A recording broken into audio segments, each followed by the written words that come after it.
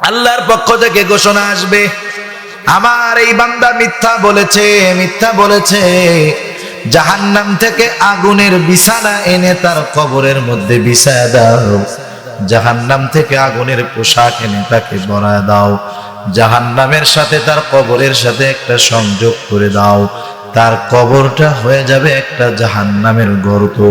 নবীজি আমার আর হাদিসের মধ্যে বলেন, তার কবরটা এত সংকীর্ণ হয়ে যাবে, দুই পাশের মাটি সংকীর্ণ হয়ে যাবে, এমন জোরে তাকে চাপ দেওয়া হবে, এক পাজরের হাড় অপর পাজরের মধ্যে ঢুকে যাবে।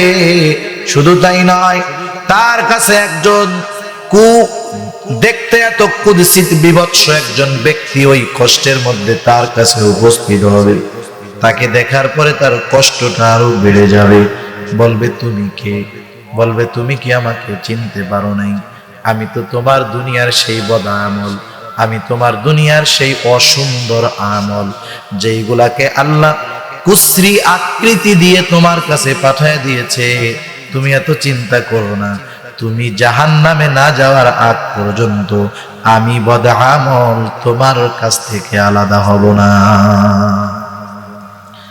তার কবরের মধ্যে কষ্টের সীমা থাকবে না। নবীজি আমার বলেন, জালেমের কবরের মধ্যে একজন বধির ফেরেশতা নিয়োগ করে দেওয়া হবে।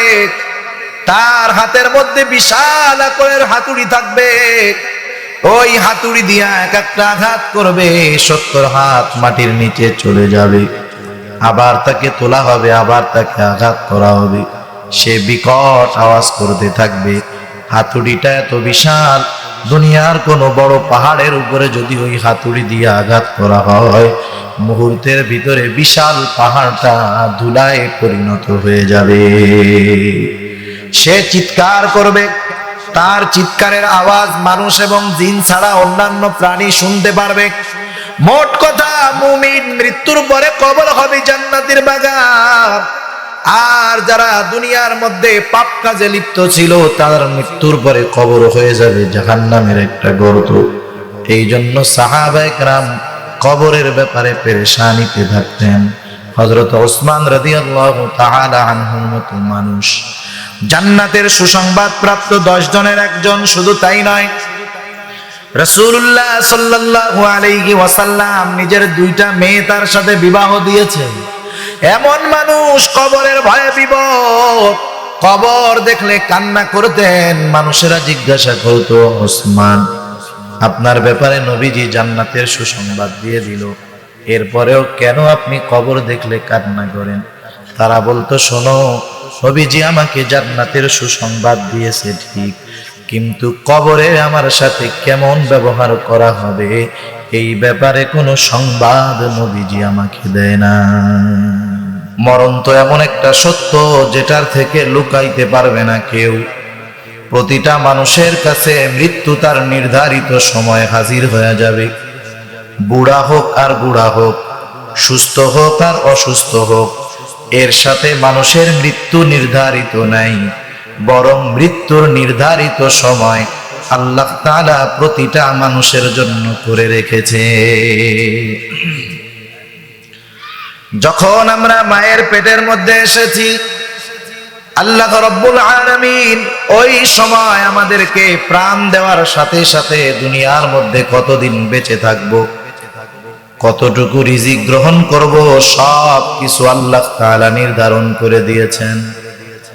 আল্লাহ তাআলা এই সময়টা নির্ধারণ করেছেন, ওই সময়টা যখন মানুষের কাছে চলে আসবে, হায়াত শেষ হয়ে যাবে।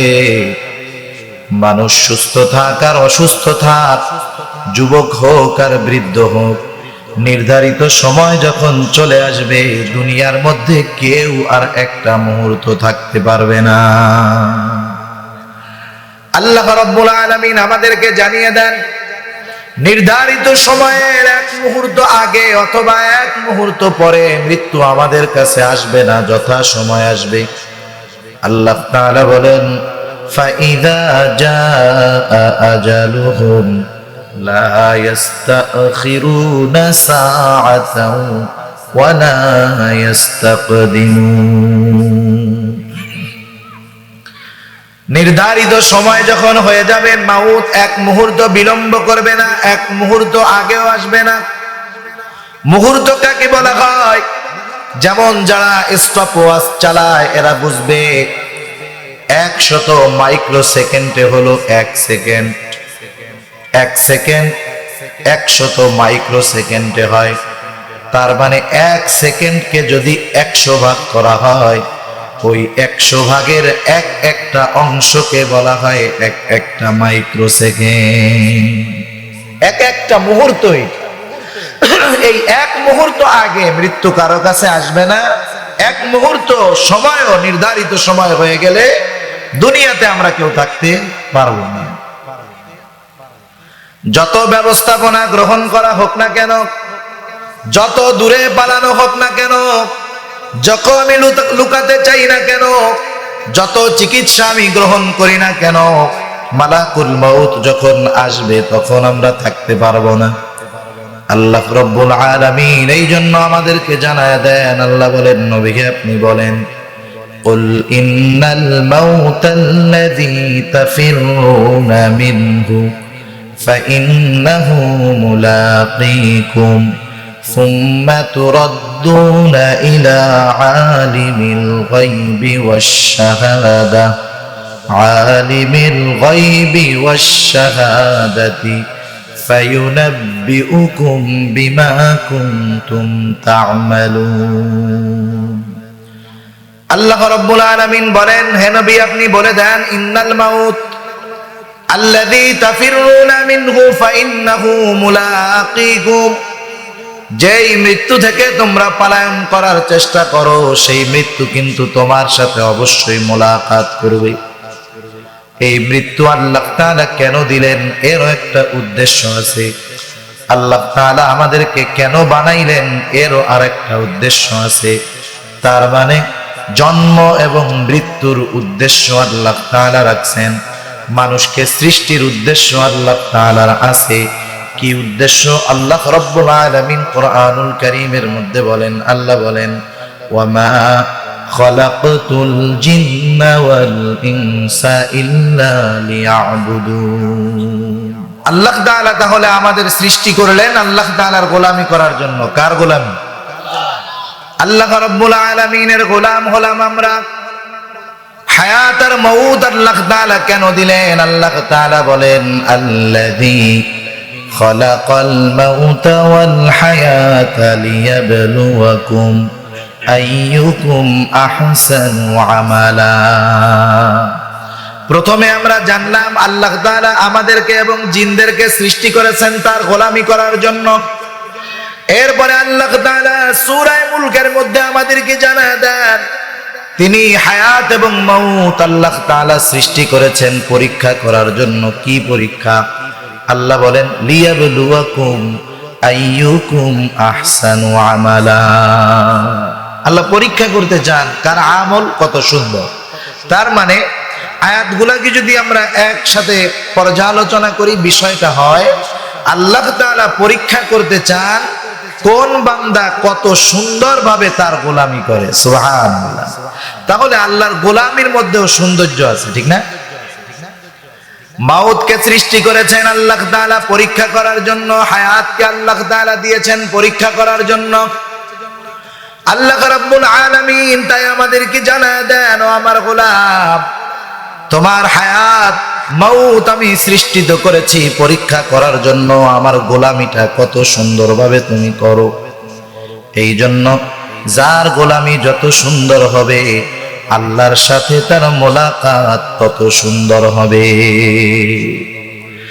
আর যেই মানুষগুলা মউত থেকে পলায়ন করবে, আল্লাহ তাআলা বলেন, নবীকে আপনি জানায় দেন, ইন্নাল মাউত, নিশ্চয়ই মৃত্যু, আল্লাযী তাফিরুনা মিনহু ফাইন্নাহু মুলাকীকুম, যেই মৃত্যু থেকে তোমরা পালায় বেড়াও, মনে রাখো তুমি যেখানে যাও না কেন, যেথায় যাও না কেন, মৃত্যু তোমার সাথে মুলাকাত করবেই।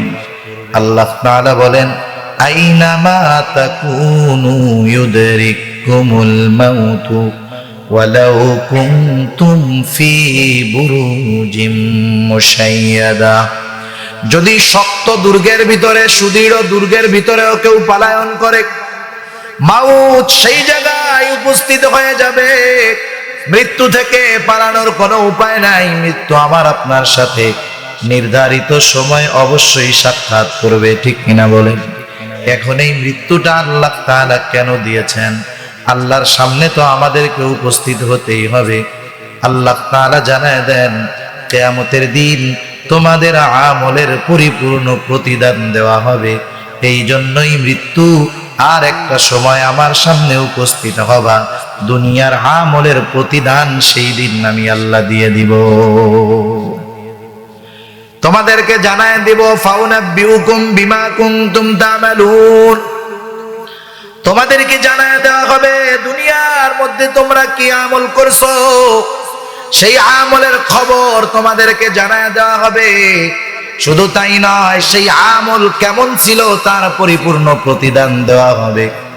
তার মানে দুনিয়ার মধ্যে আল্লাহ তাআলা সৃষ্টি করলেন তার গোলামি করার জন্য, ইবাদত করার জন্য।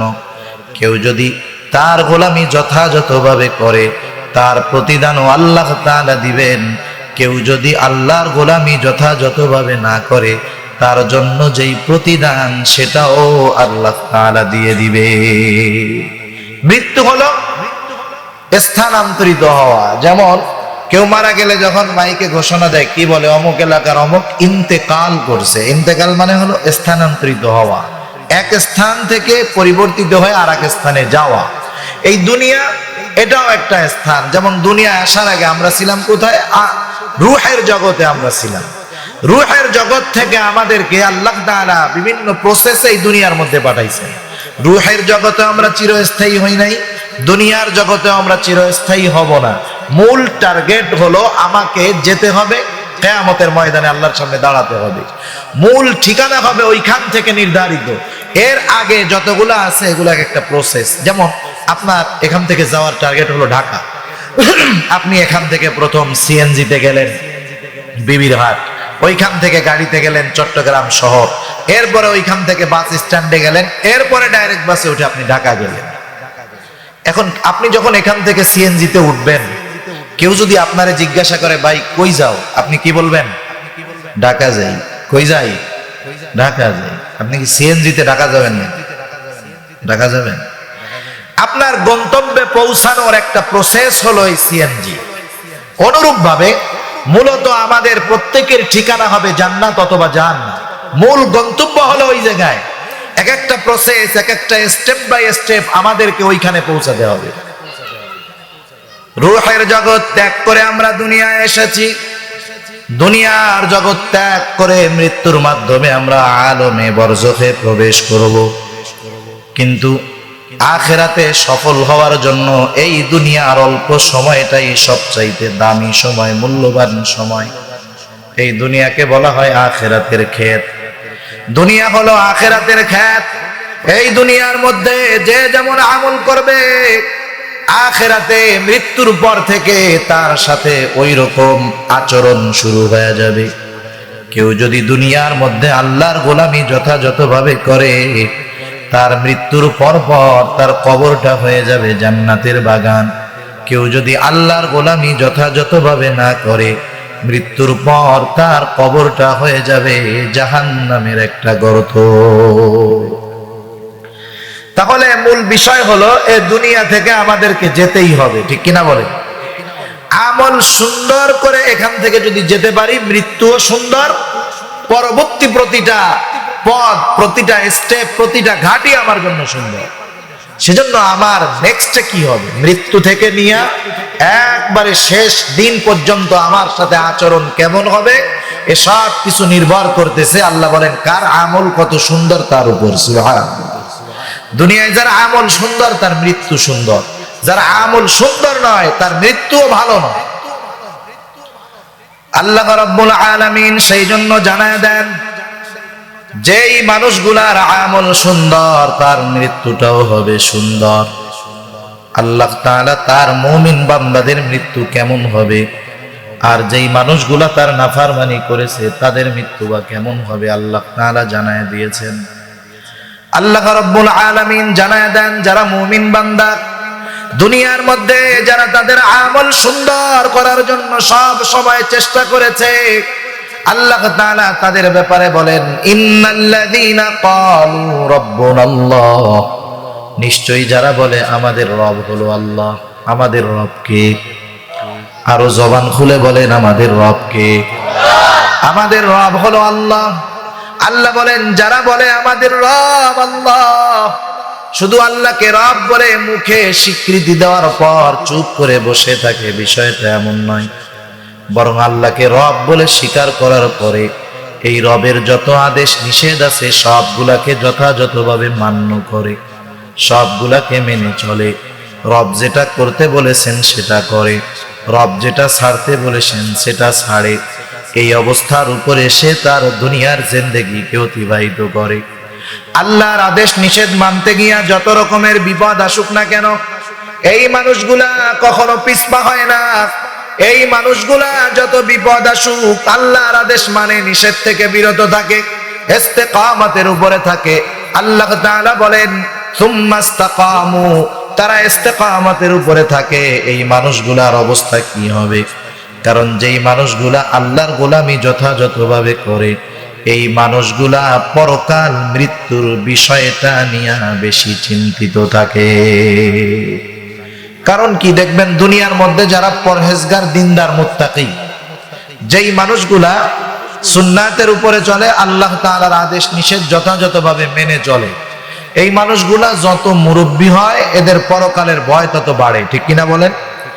আপনি যদি এই ধরনের মুরব্বীদেরকে জিজ্ঞাসা করেন, বাবারা জীবনের অন্তিম মুহূর্তে আপনারা চলে আসছেন, জীবনের এই শেষ সময় আপনাদের অন্তরের মধ্যে কি চায়, এখন আপনাদের অন্তরের মধ্যে কি তামান্না?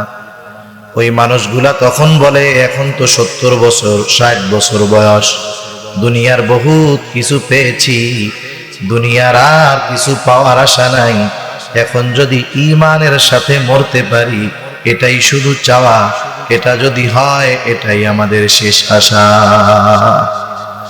তার মানে যেই মানুষগুলা দিনদার, এরা ঈমানি মৃত্যুর ব্যাপারে আল্লাহর কাছে আশা রাখে এবং ঈমানি মৃত্যুর ব্যাপারে তারা চিন্তিত থাকে, তারা ভয় পায়, তারা চিন্তায় থাকে, আমি দুনিয়ার মধ্যে যত নেক আমল করি না কেন, যত ভালো আমল করি না কেন, আমি যদি ঈমানবিহীন মারা যাই এই দুনিয়ার কোনো ভালো আমলের মূল্য আমার থাকবে না। কারণ যে বেঈমান তার নেক আমলের কোনো দাম আছে? নেক আমলের কোনো দাম নেই। আল্লাহ তাআলার কাছে যদি আমল কবুল করাতে হয় তাহলে ঈমান লাগবে। এজন্য শয়তানও খুব ভালো মতো জানে যে ও দুনিয়া ভর নেক আমল করুক, মৃত্যুর সময় শয়তান চিন্তা করে আমার পূর্ণ বাহিনী নিয়ে এমন এক আক্রমণ দিব, ওই সময় যদি ওরে বেঈমান বানাতে পারি তাহলে দুনিয়ার সব নেক আমল বাদ। এটা তো একজন নেককার বান্দা জানে, সে পেরেশান থাকে, না জানি শয়তান আমাকে বিপদের সময়, সবচাইতে কঠিন সময়, মৃত্যুর সময় আমার ঈমানটা হরণ করে না নিয়ে যায়, এই জন্য তার বেশি চিন্তা থাকে। কিন্তু যেই লোকটা সারা জীবন আল্লাহ তাআলার গোলামি করলো, আল্লাহর আদেশ মানলো, নিষেধগুলা থেকে বিরত থাকলো, এই লোকটা ওই বিপদের সময় আল্লাহর সাহায্য পাবে না এমনটা হতে পারে না। বরং আল্লাহ তাআলা তো জানায় দিয়েছেন, ও আমার গোলাম, তোমরা যদি আমার গোলামি যথাযথভাবে করো, তোমাদের সাথে আমার একটা সময় গোলামির সম্পর্ক থাকবে না, আমি আল্লাহ তোমাদেরকে আমার বন্ধু বানায় নিব। যারা আল্লাহর বন্ধু হয় তাদের ভয় আছে? দুনিয়ার মধ্যে আপনাদের এলাকার এমপি সাহেবের বন্ধু যে, তার কি কোনো ভয় আছে? তারে কেউ কিছু বললে কি বলবে? আমাকে চিনো, আমি এমপি সাহেবের বন্ধু। সে যদি কোনো সাহসী পদক্ষেপ নিতে চায়, এমপি সাহেব কি বলে? যাই বেটা, তোর ভয়ও নাই, চিন্তাও নাই, আমি তো তোর সাথে আছি, ঠিক না? দুনিয়ার একজন এমপির বন্ধু যদি কেউ হয় তার ভয় দূর হয়ে যায়। আর কোন আল্লাহর গোলাম যদি আল্লাহর গোলামি যথাযথভাবে করে, আল্লাহ তাআলা জানায় দেন, ও আমার গোলাম, তোমার সাথে আমার আর গোলামের সম্পর্ক মালিকের সম্পর্ক নয়, আমি আল্লাহ আমার গোলামি যথাযথভাবে করার কারণে আমি ওই মানুষগুলাকে আমার বন্ধু বানায় আনে। ওই মানুষগুলা যারা গোলামি সুন্দরভাবে করে তারা কার বন্ধু হয়ে যায়? জবান খুলে বলেন। আল্লাহর বন্ধু হয়ে যায়। আল্লাহ তাআলা তার বন্ধুদের ব্যাপারে জানায় দেন। আল্লাহ বলেন, আলা ইন্না আউলিয়া আল্লাহি লা খাউফুন আলাইহিম ওয়ালা হুম ইয়াহজানুন। আল্লাহ রাব্বুল আলামিন বলেন, জেনে রাখো, ইন্না আউলিয়া আল্লাহ, যারা আল্লাহর বন্ধু, যারা আল্লাহর ওলি, আল্লাহর বন্ধু আল্লাহর ওলি মানুষই তো হয়, ঠিক কিনা বলেন? আল্লাহর গোলামি আল্লাহর বন্ধু হয়। যেই গোলাম সুন্দরভাবে গোলামি করে সে আল্লাহর বন্ধু হয়। আল্লাহ বলেন, ও আমার গোলাম, তুমি গোলামি করার কারণে আমার বন্ধু।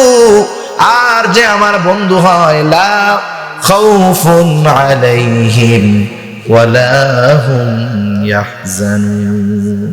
যে আল্লাহর গোলাম বন্ধু হতে পারে আল্লাহ, আল্লাহ বলেন তার ভয়ও নাই, তার চিন্তাও নাই। মুফাসসিরিনে কেরাম বলেন, আল্লাহর ওলি যারা, এদের ভয় শুধু দুনিয়া না, দুনিয়ায়ও নাই, আখিরাতেও নাই। সুবহানাল্লাহ। আল্লাহ তাআলা আল্লাহর ওলিদেরকে দুনিয়ার অভয় দান করছে। এখন তার বন্ধুর মৃত্যুর সময় বন্ধু তো চিন্তা করতেছে, না জানি শয়তান ধোঁকা দিয়ে আমাকে বেঈমান বানায় ফেলে। আল্লাহ রাব্বুল আলামিন জানায় দেয়, ও আমার গোলাম, তুমি গোলামি যথাযথভাবে করছো, তুমি তো আমার বন্ধু। আর আমি আল্লাহ জানিয়ে দিয়েছি, যারা আমার বন্ধু তাদের দুনিয়ায়ও ভয় নাই, আখিরাতেও ভয় নাই। তুমি চিন্তা করো না, শয়তান যদি তোমাকে ধোঁকা দেওয়ার জন্য তার বাহিনী নিয়ে তোমার কাছে হাজির হয়, তোমার চিন্তা নাই, আমি আল্লাহ আসমান হতে আমার ফেরেশতার বাহিনী তোমার কাছে পাঠায়া দিব। আল্লাহ তাআলা বলেন, যারা ইস্তেকামতের উপরে থাকে, আল্লাহর আদেশ নিষেধ মানে, জীবন চলে যায় যাক, তবু আল্লাহর নাফরমানি করে না, এই মানুষগুলার মৃত্যুর সময় আল্লাহ তাআলা বলেন, তাতানাজ্জালু আলাইহিমুল মালাইকা। আল্লাহ তাআলা তার ওই ওলি বন্ধুর কাছে আসমান হতে ফেরেশতার বাহিনী পাঠায়া দেয়।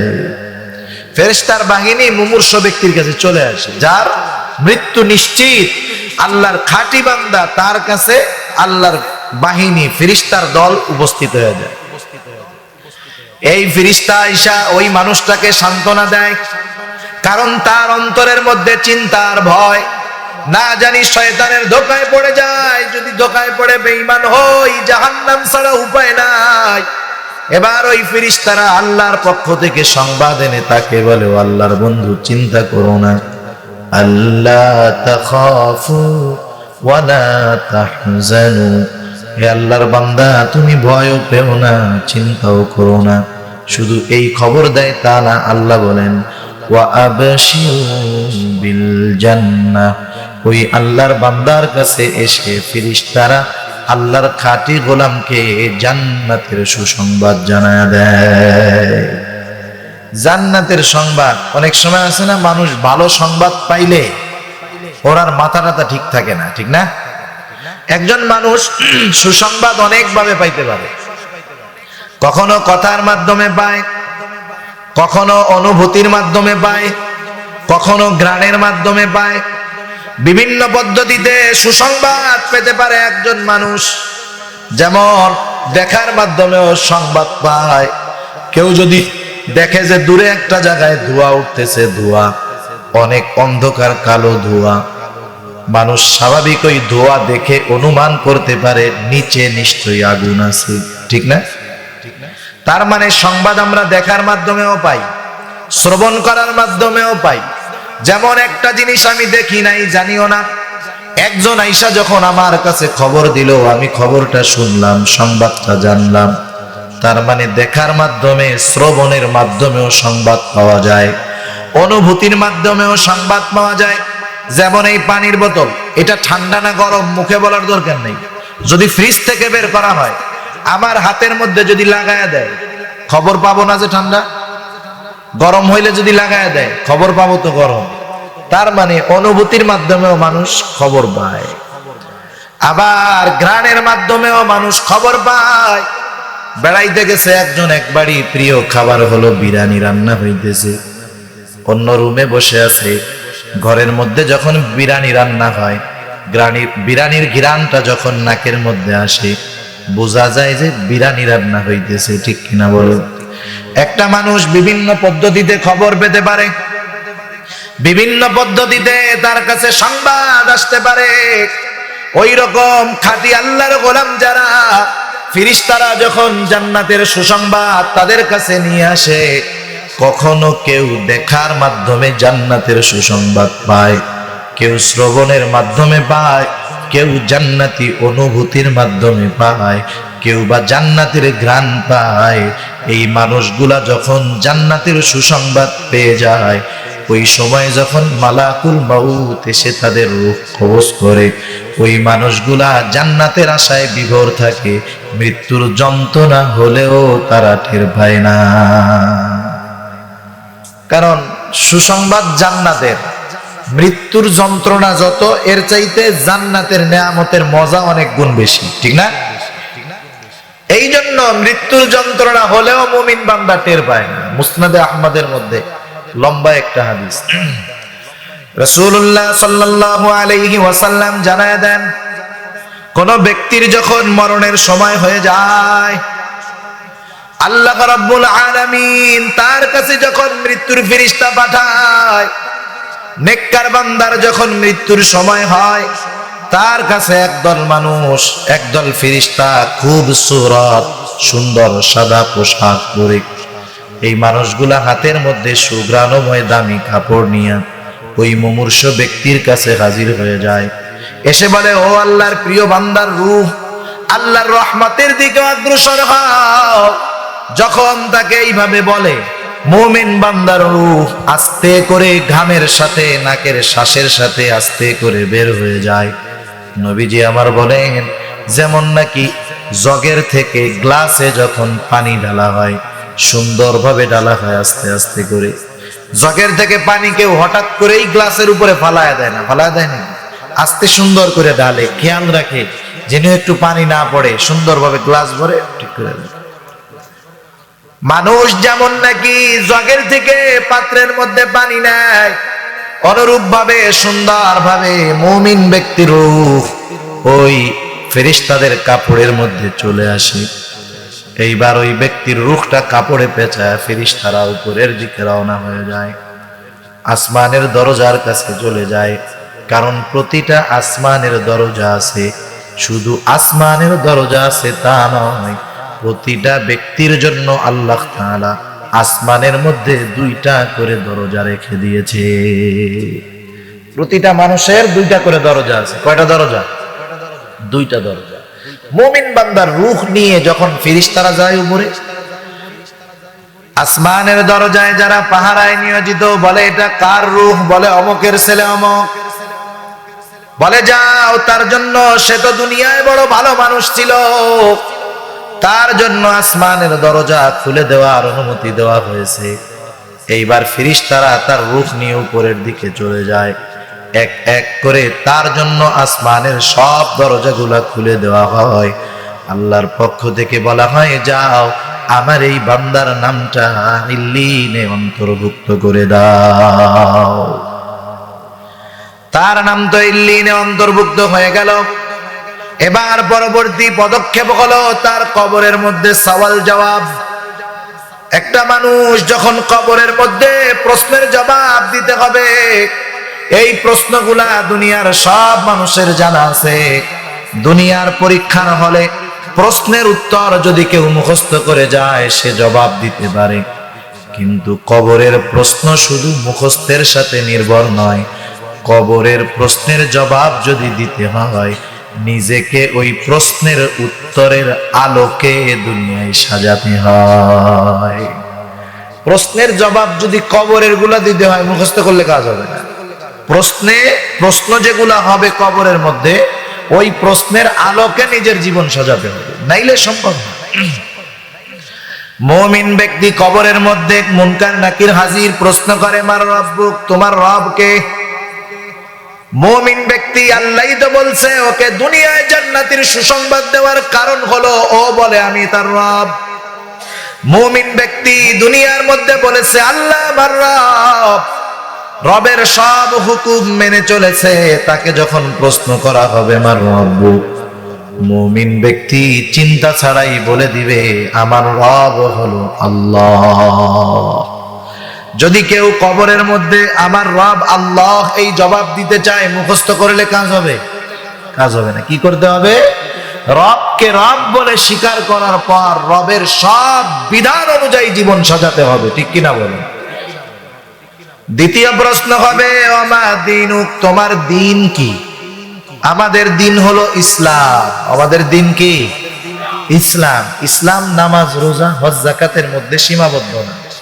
ইসলাম একটা দর্শন, ইসলাম একটা জীবন ব্যবস্থা। আল্লাহ তাআলা এই জীবন ব্যবস্থা আমাদের জন্য মনোনীত করেছেন। আল্লাহ বলেন ইন্নাদ দীনা ইনদাল্লাহিল ইসলাম। আল্লাহর কাছে একমাত্র মনোনীত জীবন ব্যবস্থা হলো ইসলাম। ইসলাম অপূর্ণাঙ্গ কোনো জীবন ব্যবস্থা নয়। বর্তমান দুনিয়ায় অনেক মতাদর্শ আছে। কেউ গণতান্ত্রিক মতাদর্শে তার জীবন সাজায়, কেউ সমাজতান্ত্রিক মতাদর্শে তার জীবন সাজায়, কিন্তু মুসলমানের জীবন সাজাতে হবে ইসলামের আলোকে। ঠিক কিনা বলেন? সেজন্য ইসলাম অপূর্ণাঙ্গ কোনো জীবন ব্যবস্থা নয়। ইসলামের মধ্যে সমাজ জীবন কিভাবে একটা মুমিন পরিচালিত করবে সব আছে। সামাজিক জীবন, রাজনৈতিক জীবন, পারিবারিক জীবন, ব্যক্তিগত জীবন, অর্থনৈতিক জীবন একজন মুমিন কিভাবে সাজাবে, ইসলামের মধ্যে সব কিছু আছে। কোরআন সুন্নাহকে যদি তার সামনে রাখে, তার জন্ম থেকে মৃত্যু পর্যন্ত কিভাবে চলতে হবে সব নির্দেশনা ইসলামের মধ্যেই পাওয়া যায়। কিন্তু আমরা আমাদের ক্ষেত্রে হয় কি, আমরা ব্যক্তিগত জীবন একরকম, আমাদের অর্থনৈতিক জীবন আর একরকম, সামাজিক জীবন একরকম, রাজনৈতিক জীবন আর একরকম। আছে না নাই বলে? আমাদের আংশিক ইসলাম আছে আমাদের জীবনে। আমরা মসজিদে মুসলমান, বাহিরে সেকুলার। ঠিক কিনা বলেন? আমাদের অবস্থা তো এইরকম। আমরা ইসলামের মধ্যে পরিপূর্ণ নাই। কারণ কেউ যদি বলে ইসলামে রাজনীতি নাই, ইসলামে রাজনীতি আছে তো, আছে না? কেউ যদি বলে ইসলামী রাজনীতি করে না ভিন্ন জিনিস, কিন্তু আছে। যদি বলে ইসলামে রাজনীতি নাই, শাসন ব্যবস্থা কিভাবে চালাতে হবে এই নিয়ম কানুন নাই, তাহলে ওইটা বেঈমান। ওইটা কি বলেন?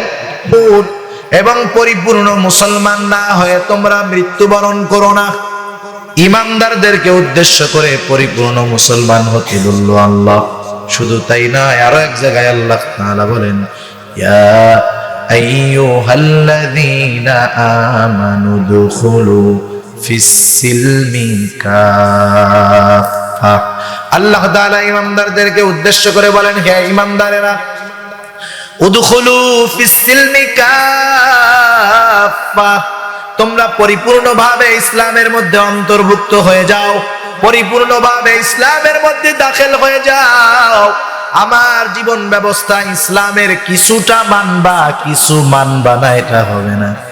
এইরকম জীবন ব্যবস্থা যেই মানুষগুলা দুনিয়ায় গ্রহণ করেছে, কিছু ইসলাম, কিছু সেকুলার, কিছু সমাজতন্ত্র, কিছু কোরআনতন্ত্র, এই মানুষগুলাও কবরের মধ্যে যখন প্রশ্ন করা হবে তোমার দিন কি, পরিপূর্ণ ইসলামের মধ্যে যারা নাই তারা বলতে পারবে না। আর ওই মুমিন বান্দা তো পরিপূর্ণ ইসলামের আলোকে নিজের জীবন সাজিয়েছে। ব্যক্তিগত জীবনে ইসলাম, পারিবারিক জীবনে ইসলাম, সমাজ জীবনে ইসলাম, রাজনৈতিক জীবনে ইসলাম, অর্থনৈতিক জীবনে ইসলাম। ইসলামের আলোয় তো সে আলোকিত ছিল। ও সুন্দর মতো জবাব দিয়ে দিবে আমার দিন হলো ইসলাম।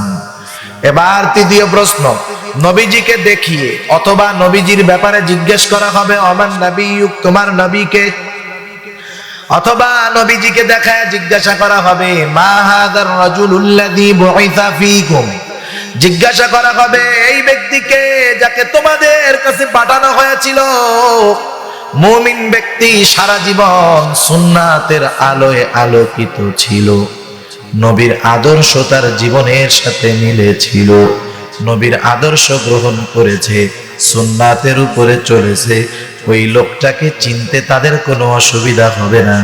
দেখার সাথে সাথেই বলবে হাদা নবিয়ুনা মুহাম্মাদুর রাসূলুল্লাহ। সাল্লাল্লাহু আলাইহি ওয়াসাল্লাম। বলার সাথে সাথে পরীক্ষায় পাস না ফেল, ধরে বলেন পাস। আল্লাহর পক্ষ থেকে ঘোষণাকারী ঘোষণা দিবে, সাদাকা আবদি, সাদাকা আবদি, আমার এই বান্দা সত্য বলেছে, আমার এই বান্দা সত্য বলেছে।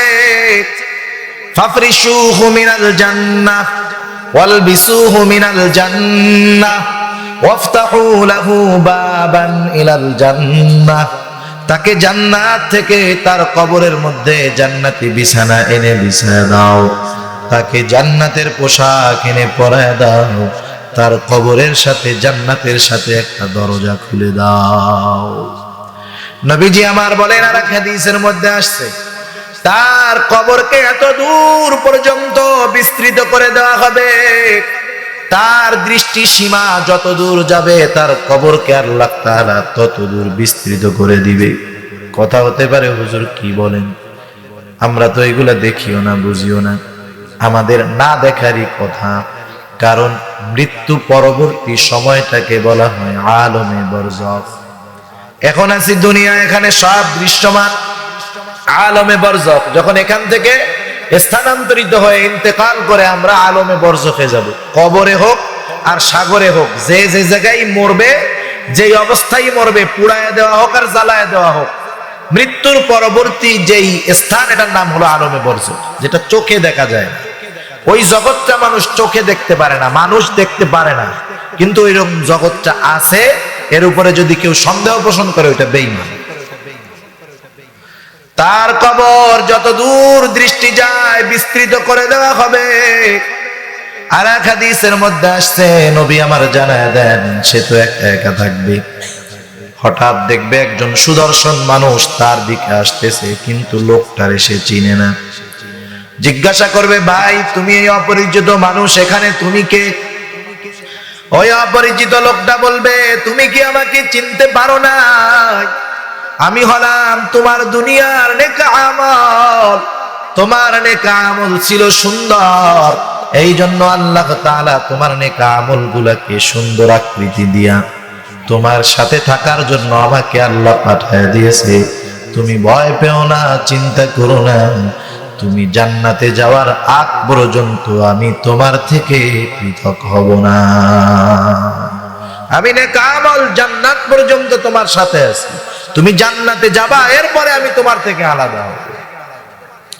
এজন্য কবরের মধ্যে আমার সঙ্গী হবে আমার কোরআন তিলাওয়াত, আমার নামাজ, আমার সওম, আমার যাকাত, আমার নেক আমল।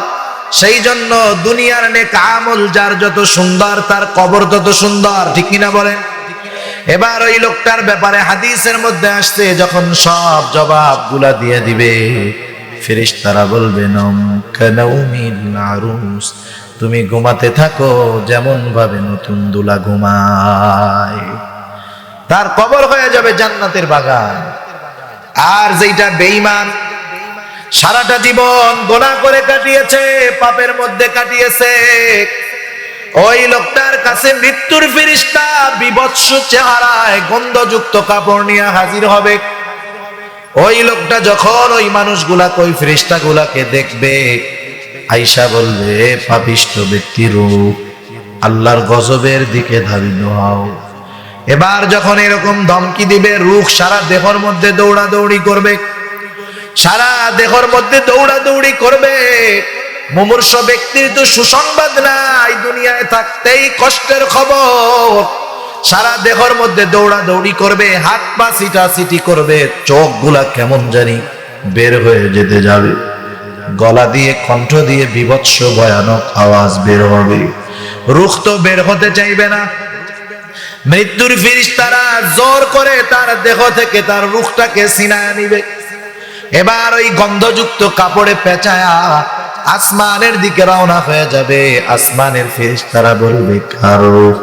বলবে, অমকের ছেলে অমক। বলবে, না, দুনিয়ার মধ্যে তার তো বদআ আমলের কোনো শেষ ছিল না, ওর জন্য দরজা খোলার অনুমতি নাই, ওর জন্য আসমানের দরজা খোলা হবে না, ওর জন্য আসমানের দরজা বন্ধ। শুধু তাই না, এত আসমানের দরজা, প্রতিটা মানুষের কয়টা করে দরজা আছে? দুইটা করে দরজা। তাফসীরে ইবনে কাসীরের মধ্যে রাসূলুল্লাহ সাল্লাল্লাহু আলাইহি ওয়াসাল্লাম বলেন, প্রতিটা মানুষের জন্য আসমানে দুইটা করে দরজা আছে। আল্লাহ তাআলা বলেন, ফামা বাকাত আলাইহিমুস সামাউ ওয়াল আরদ। আল্লাহ তাআলা বলেন, যখন কোন জালেম মারা যায়, জালেমের মৃত্যুতে আসমানও কাঁদে না, জমিনও কাঁদে না। নবীজি আমার এই আয়াতের ব্যাখ্যায় হযরত আনাস রাদিয়াল্লাহু তাআলা আনহু হতে বর্ণিত, নবী বলেন, আসমানে প্রতিটা মানুষের জন্য দুটো করে দরজা আছে। একটা দরজা দিয়া মানুষের আমল প্রতি বৃহস্পতিবার সোমবার আল্লাহর কাছে পেশ করা হয়। আর একটা দরজা দিয়া প্রতিটা মানুষের জন্য দুনিয়ার মধ্যে আল্লাহ রিজিক পাঠায়। নেক আমল যে করে ওই দরজা দিয়ে আল্লাহর দরবারে তার নেক আমলকে উপস্থিত করা হয়, হাজির করা হয়। আবার ওই রিজিকের দরজা দিয়া প্রত্যেকটা মানুষের দরজা দিয়া নিজেদের জন্য রিজিক আসে। যখন কোন জালেম মারা যায়, জালেমের মৃত্যুতে ওই দরজাগুলো কাঁদে না। নবীজি আমার বলেন, আনাস রাদিয়াল্লাহু তাআলা আনহু হতে বর্ণিত, যে ওই দুইটা মুমিনের যেই দুইটা দরজা, যখন কোন মুমিন দুনিয়া থেকে মারা যায়, ওই দুইটা দরজা কান্না করা শুরু করে আর বলে, আমার মুমিন ভাইটা মুমিন মারা গেল, আজকে থেকে তার নেক আমল আমি দরজার মধ্যে দিয়ে আর আসবে না। ওই রিজিকের দরজা বলে, আজকে থেকে আমার মধ্য দিয়ে ওই নেককার বান্দার জন্য রিজিক আর যাবে না। শুধু আসমানের দরজা কান্না করে তা নয়, ওই লোকটার জন্য জমিন পর্যন্ত কান্না করে। জমিনের যেই জায়গা দিয়ে মুমিন বান্দা চলতো সেই জায়গাগুলা কান্না করে আর আফসোস করে। আর জালেম যখন মারা যায়, আসমানের দরজা তো কাঁদেই না, এই জমিনগুলাও তার জন্য কাঁদে না, বরং তারা বলে, একটা জালেম দুনিয়া থেকে চলে গেল, বড় ভালোই হলো। ভালো মানুষ মারা গেলে শুধু তার জন্য মানুষ কাঁদে তা না, তার জন্য আসমান জমিন পর্যন্ত কান্না করে। সুবহানাল্লাহ। এমন জীবন গঠন করার দরকার আছে না? এজন্য কবি কত সুন্দর কথা বলেন, এমন জীবন তুমি করিও গঠন, মরণে হাসিবে তুমি কাঁদিবে ভুবন, মরণে হাসিবে তুমি কাঁদিবে ভুবন। মানুষেরা তোমার মৃত্যুতে শুধু কাঁদবে না, আসমান জমিন কান্না করবে। মানুষ তো কান্না করবে, এমন জীবনটা যে গঠন করতে চায়, তার আমলটা দুনিয়ায় সুন্দর করা চাই। এখন ওই জালেম, ওর জন্য দরজা খোলা হবে না, ওর এবার বলা হবে ওর নামটা সিজ্জিনের মধ্যে অন্তর্ভুক্ত করে দাও। ওর কবরের মধ্যে প্রশ্ন জবাব শুরু হয়ে যাবে। ওকে প্রশ্ন করবে, মার রব্বুক, তোমার রবকে? যে সারা জীবন রবের বিরোধিতা করছে, ও বলতে পারবে আমার রব আল্লাহ? কাজ হবে? ও বলবে, লা আদরি, আমি কিছুই জানি না।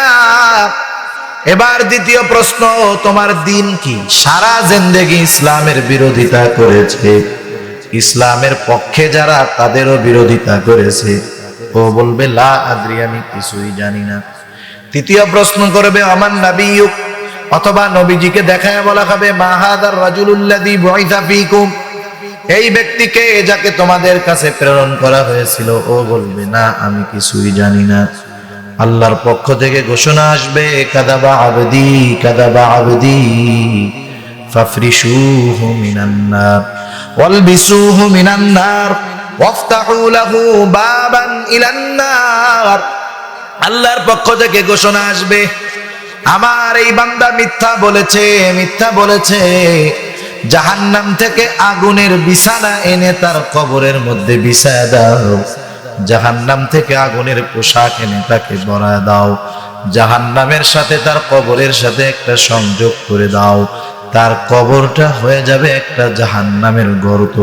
নবীজি আমার আর হাদিসের মধ্যে বলেন, তার কবরটা এত সংকীর্ণ হয়ে যাবে, দুই পাশের মাটি সংকীর্ণ হয়ে যাবে, এমন জোরে তাকে চাপ দেওয়া হবে, এক পাজরের হাড় অপর পাজরের মধ্যে ঢুকে যাবে।